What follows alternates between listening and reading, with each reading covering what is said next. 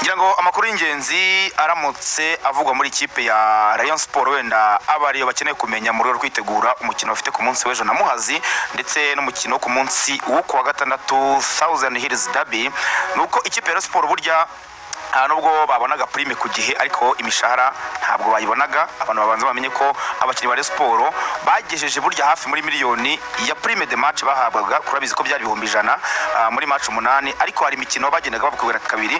Rumvikana rero miliyoni byibura buri mukinnyi yarayifite mu bijyanye n'agahembaza musiki kuri buri mukino. Ubwo wareba nk'umuzamu no Kadimu Ndiaye wahabwaga amadolari 100, rumvikana ko yari kugeza muri miliyoni hafi 2. Ubwo rero iyo prime niyo yari cyangwa se bafashaga muri iyi minsi.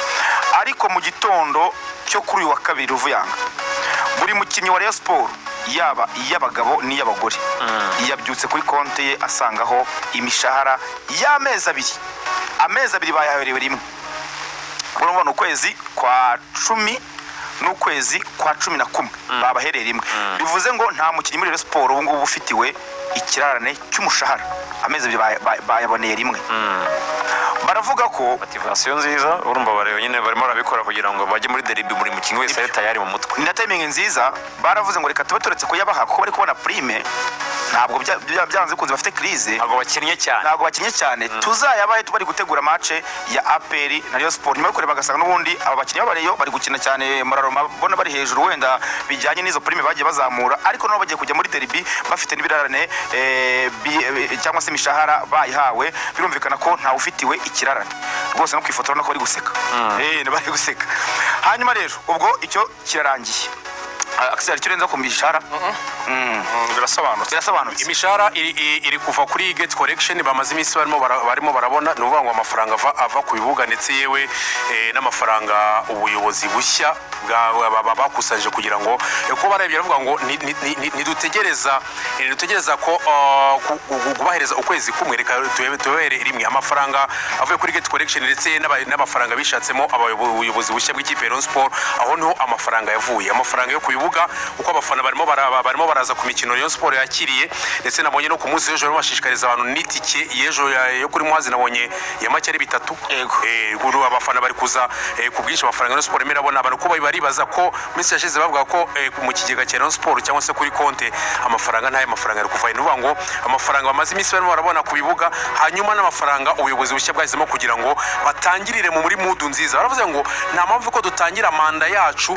turi ikipe igendera mu birarane, tugenda tuvuga ngo ukwezi kumwe ukwezi gutatu kishyura kumwe, ariko hakirimo uko navuga ngo reka ibyiza byose tubivanire mu nzira, hanyuma twebwe turangiza tugasoza umwaka turi mu birarane. Kuko urumva mu kwa mbere Mercato nibongera gufungura burya biba byiza iyo mutangiye indi Mercato, mutangiye irindi gura nigurisha, ibibazo mwari mufite, kuko urumva ntago ari birarane rega by'imishahara gusa, abantu babyumve neza. Attention, barimo n'amarekrita, harimo n'abantu bari bagifite ibirarane by'amarekrita by'amafaranga baguzwe batahawe yose.